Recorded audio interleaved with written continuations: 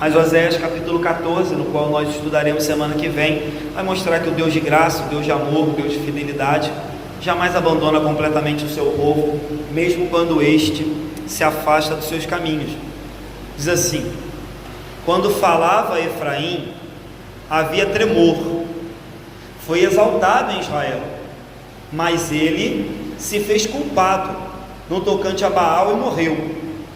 Agora pecam mais e mais, e da sua prata fazem imagens de fundição, ídolos segundo o seu conceito, todos obra de artífice, e dizem: sacrificai a eles, homens até beijam bezerros.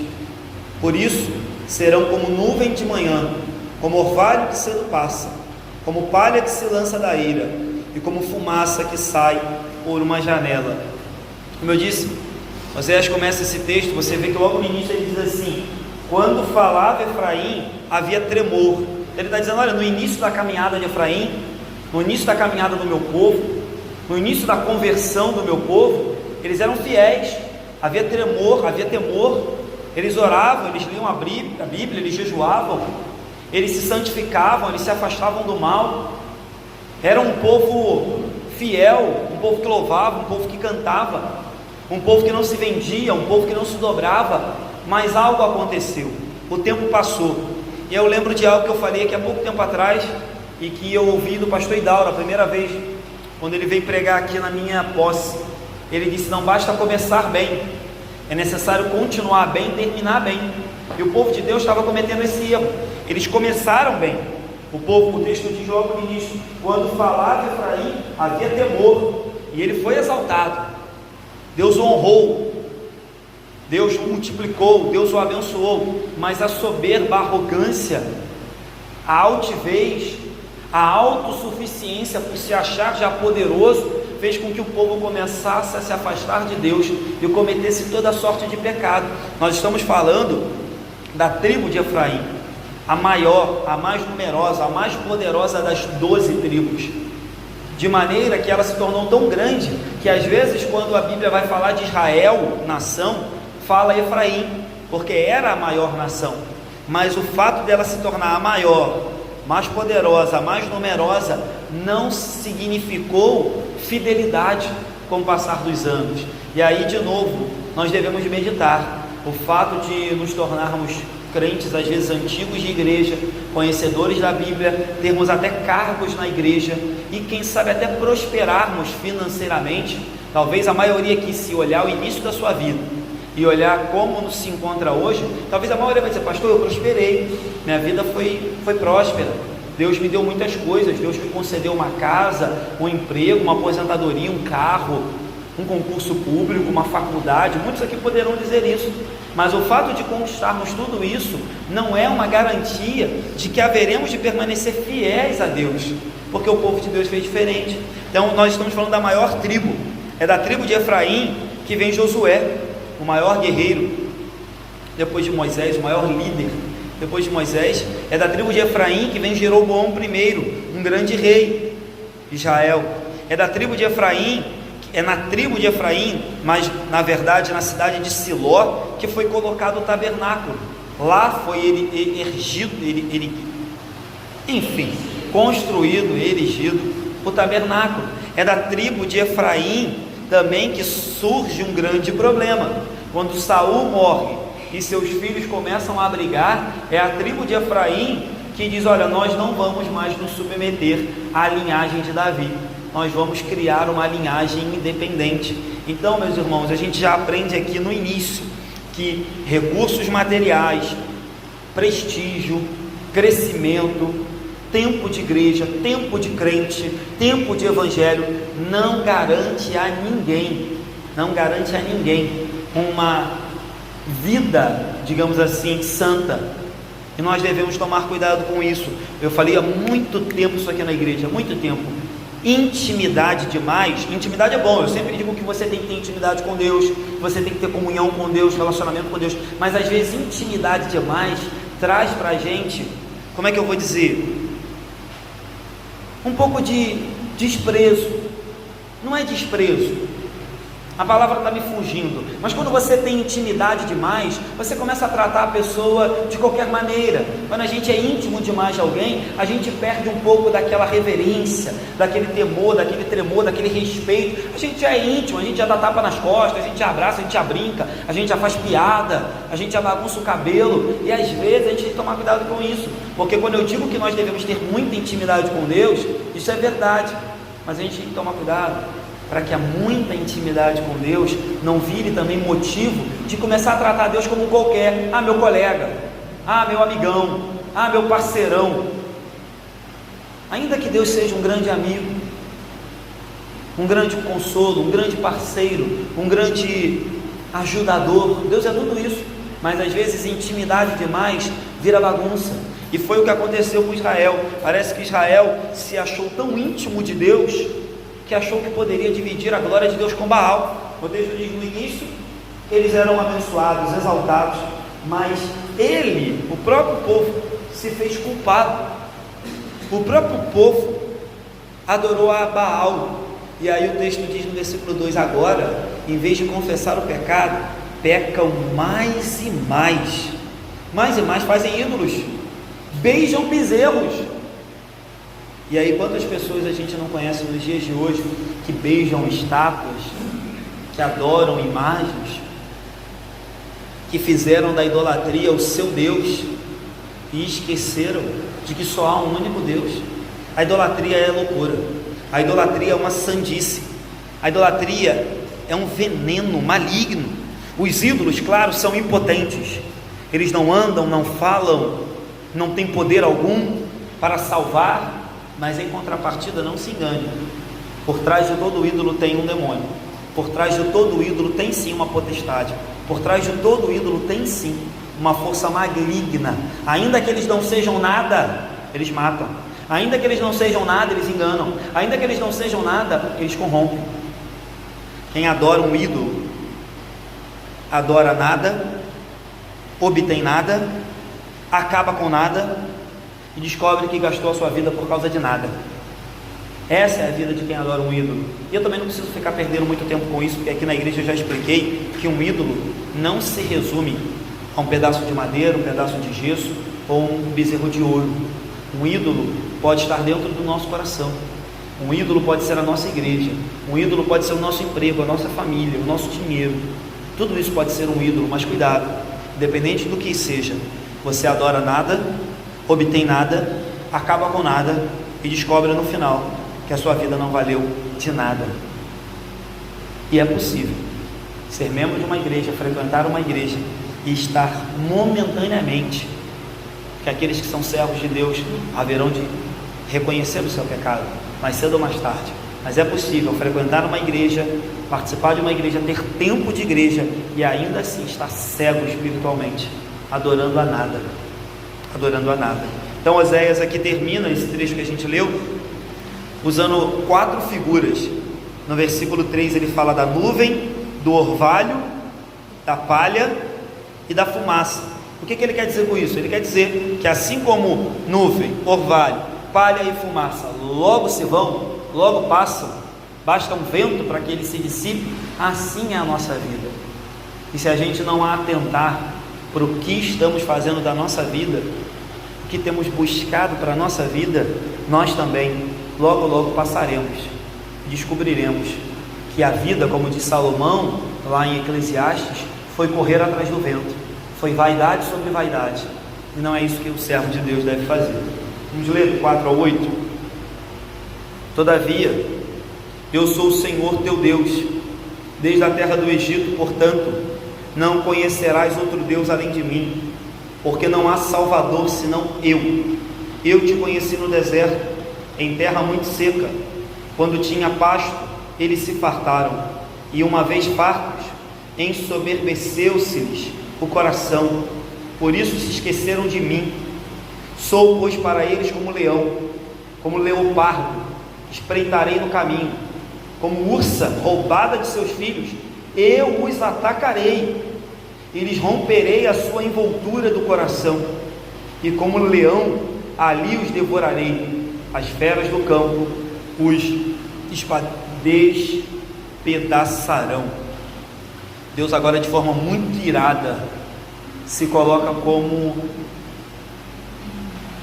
um animal irado, selvagem, pronto a castigar o seu povo por causa do pecado. E é muito interessante que Deus traz alguns versículos bem emotivos, ainda que a gente entenda que a emoção de Deus é diferente da nossa, mas Deus diz assim: quando tinha comida, eles se fartaram,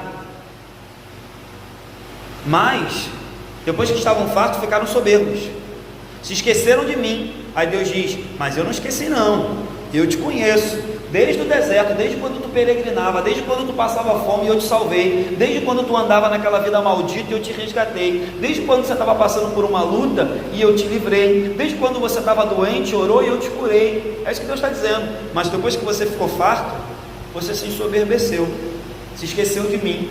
Mas Deus não se esquece. Então o profeta aqui está fazendo uma transição da ingratidão, da apostasia, da idolatria, da altivez, da soberba, para a ira de Deus, para o castigo de Deus. Então ele diz: olha, como vocês esqueceram de mim como Salvador, vocês vão ter que me encontrar como juiz. Já que vocês esqueceram de mim como provedor, vocês vão ter que me encarar como aquele que castiga. Isso é lamentável, irmãos.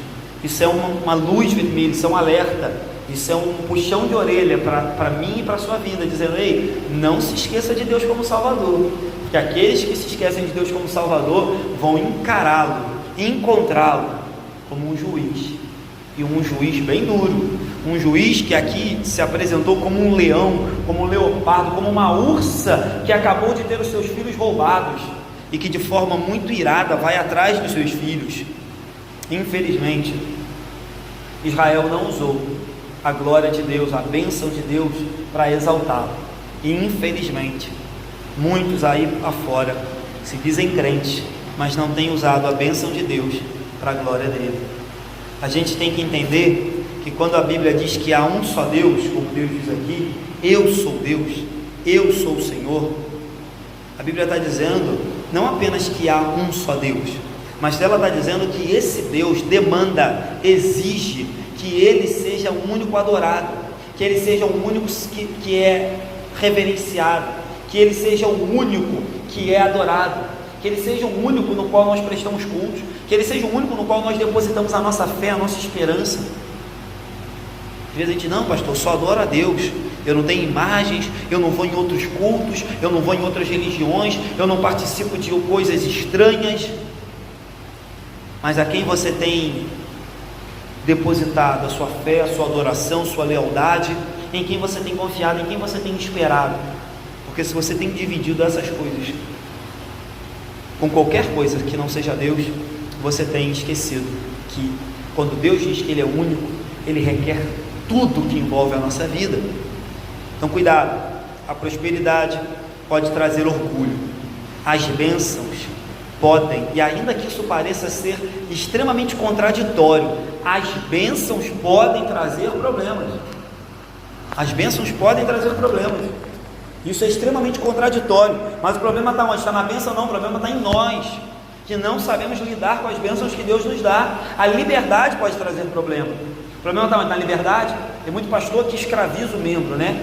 Que limita o membro, que obriga o membro a fazer algumas coisas, porque diz: não, se eu der muita liberdade, o membro voa. Irmãos, o problema não está na liberdade, está no membro. Não compete a mim escravizar ninguém, obrigar ninguém, enganar ninguém, ficar forçando ninguém a fazer nada. Se as pessoas não sabem lidar com a liberdade que têm, o problema é delas, elas vão prestar contas a Deus. Se as pessoas não sabem lidar com as bênçãos que recebem, o problema é delas, elas vão prestar contas a Deus. Mas cuidado, irmãos, prosperidade, bênção, liberdade pode trazer problemas quando a gente não tem maturidade para lidar com elas. Então Efraim desprezou o Deus da aliança e agora vai encontrar um Deus que é fogo consumidor. Deus, como eu disse, é apresentado como um leão, um leopardo e uma ursa, animais ferozes que irão atacar o seu povo, infelizmente, por causa do seu pecado. 9 a 11.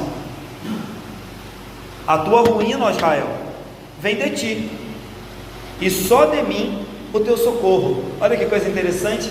Deus diz assim: a tua ruína vem de ti. Aí ele diz assim: mas só de mim o teu socorro. Ou seja, tudo que vem de ruim na sua vida, meu irmão, é claro que Satanás às vezes apronta algumas para a gente, mas a maioria dos problemas que acontecem na nossa vida, a culpa não é de Deus, é nossa. Em contrapartida, todo o socorro vem da onde? De Deus. Então, os problemas nós procuramos, ou Satanás às vezes coloca algumas armadilhas no nosso caminho, mas todo e qualquer livramento vem da onde? Só dele, só de Deus. E aí o versículo 10 diz: onde está agora o teu rei, para que te salve em todas as suas cidades? E os teus juízes, dos quais vocês disseram: dá-me rei e príncipes, dar-te-ei um rei na minha ira, dei-te um rei na minha ira, e tu tirei no meu furor.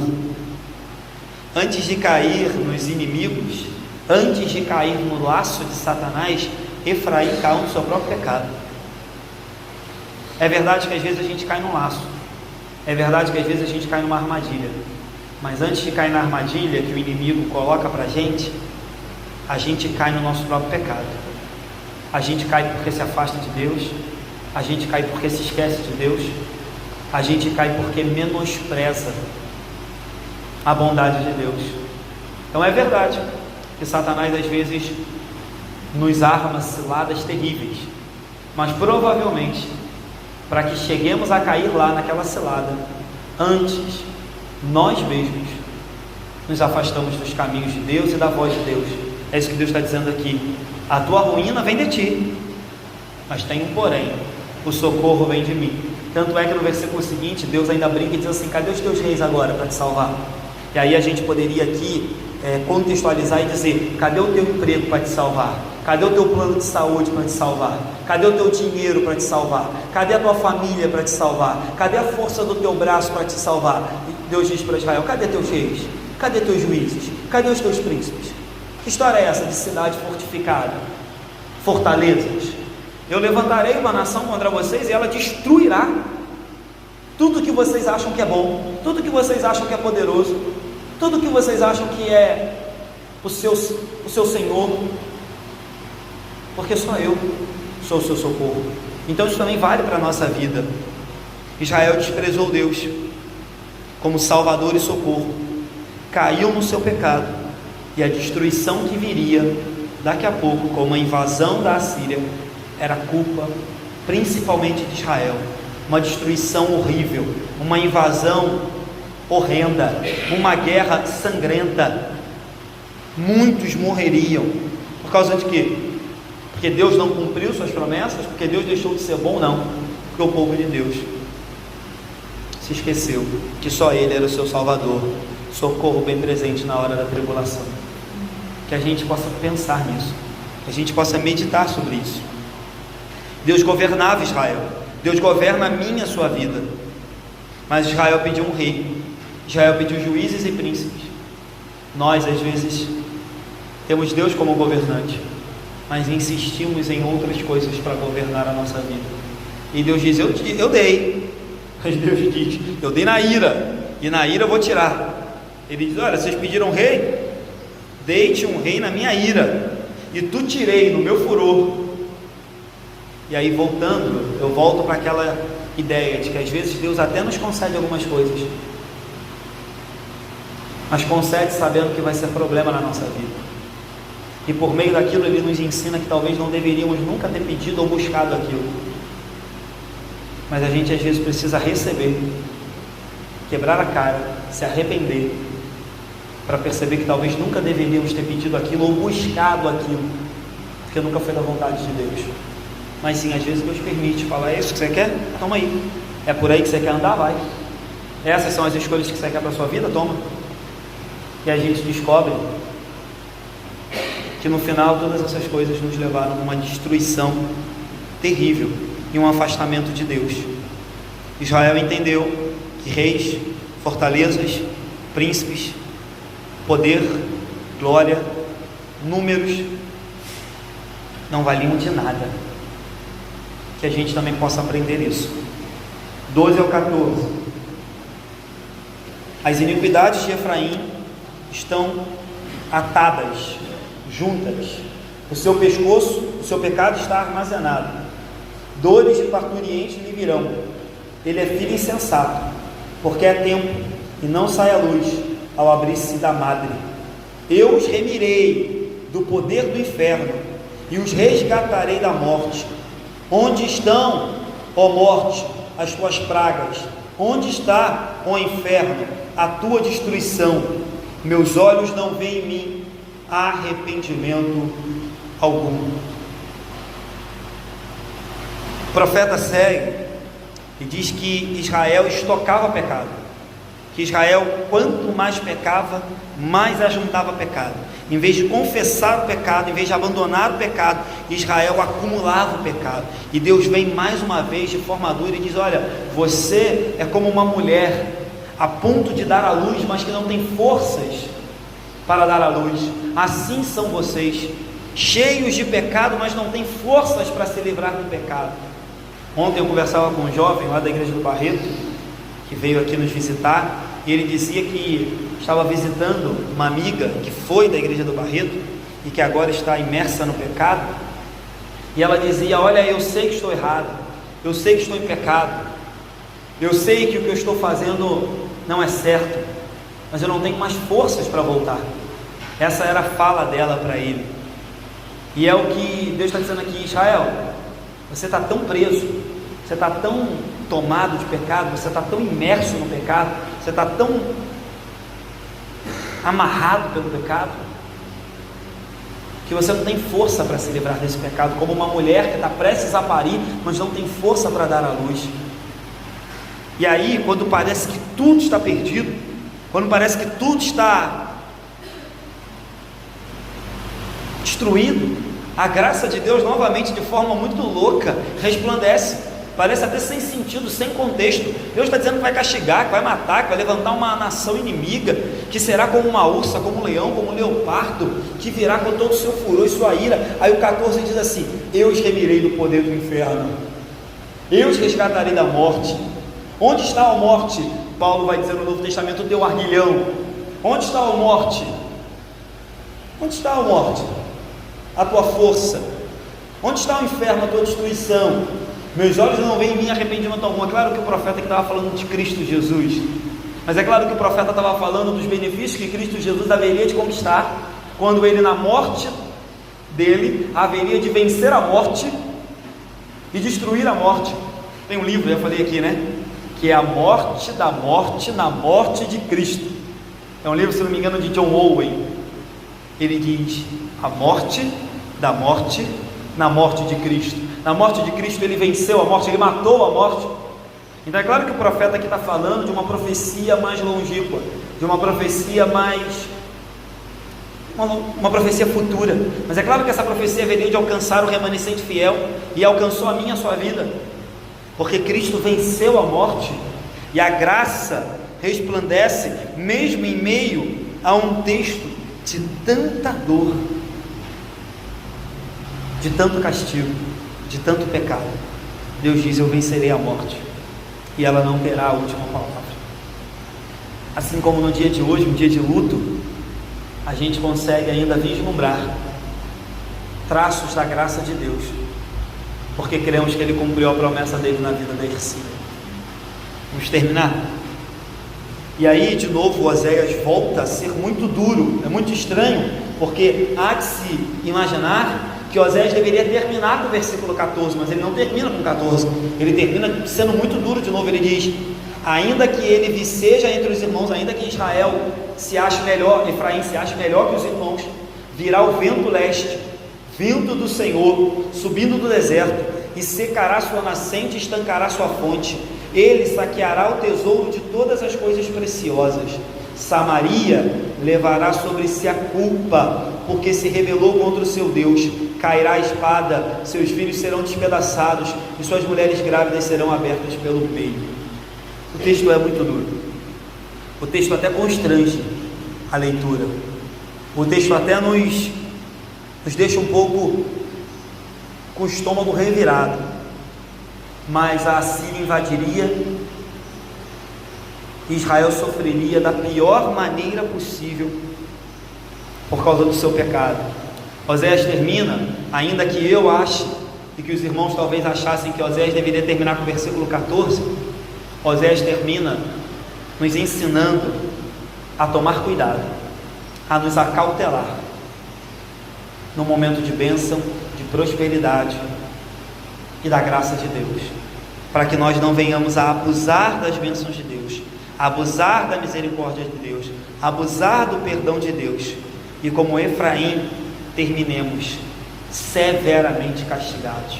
Então Oséias termina assim de forma muito relevante, ainda que eu não goste desse final, como homem não gosto, mas ele termina dizendo: ei, preste atenção, se Deus não poupou o seu próprio povo da sua ingratidão, da sua infidelidade, da sua idolatria, da sua altivez, da sua soberba, por que nós podemos pensar que comigo e contigo será diferente?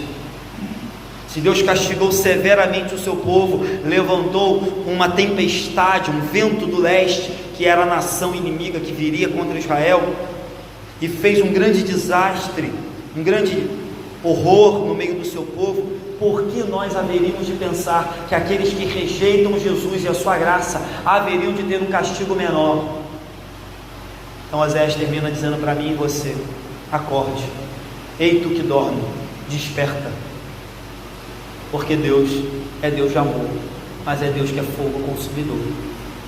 Ele há de julgar vivos e mortos. Por isso que no início eu orei para que Deus desperte e levante no meio de nós um povo comprometido com o evangelho do reino e com a igreja que Ele colocou nesse lugar. Porque não pensemos nós que Deus não haverá de cobrar da minha, pelos anos que eu ficar aqui, e da vida daqueles que são membros daqui, a nossa responsabilidade com a igreja que Ele plantou aqui, com o evangelho que Ele nos confiou, com a graça que Ele nos deu, com a bênção que Ele nos deu. Ele há de cobrar. Sei que, infelizmente, a maioria dos que se encontram aqui talvez não precisariam ouvir o que eu estou dizendo, mas é uma verdade e ela precisa ser dita. Deus cobrará de mim, de você e de todos aqueles que são membros dessa igreja o que temos feito com as bênçãos que Ele tem nos dado, o que temos feito com as oportunidades que Ele tem nos dado. Vamos terminar? Falei aqui em primeiro lugar, do versículo 1 ao 3, que a apostasia, a idolatria sempre termina em tragédia. Cuidado. Falei aqui nos versículos seguintes, do 4 ao 8, que a ingratidão sempre também termina em tragédia. Então, se a apostasia, se afastar de Deus, traz um final horrível, a ingratidão também traz, porque às vezes a gente não se afasta, às vezes a gente não se torna um apóstata, a gente não abandona a igreja e muda de religião, mas às vezes a gente está dentro da igreja e é ingrato, e a ingratidão também traz castigo. Terceiro, falei aqui que somente a confiança em Deus pode salvar. No versículo 9 ao 11, Deus disse: cadê teus reis? Cadê teus príncipes? Cadê os juízes para te salvar agora? Só eu sou o teu socorro. Então, confiar na carne não salva ninguém, mas confiar em Deus nos traz a certeza de uma vida eterna. E por último, o pecado que não é abandonado, um pecado que não é confessado, trará morte. Não só morte física, mas pior ainda, morte eterna. E isso é o pior que pode nos acometer, porque a morte física é bobagem, porque Jesus venceu a morte e nos promete uma vida eterna. Mas a morte espiritual é lamentável, e para ela não há solução. Amém? Vamos orar?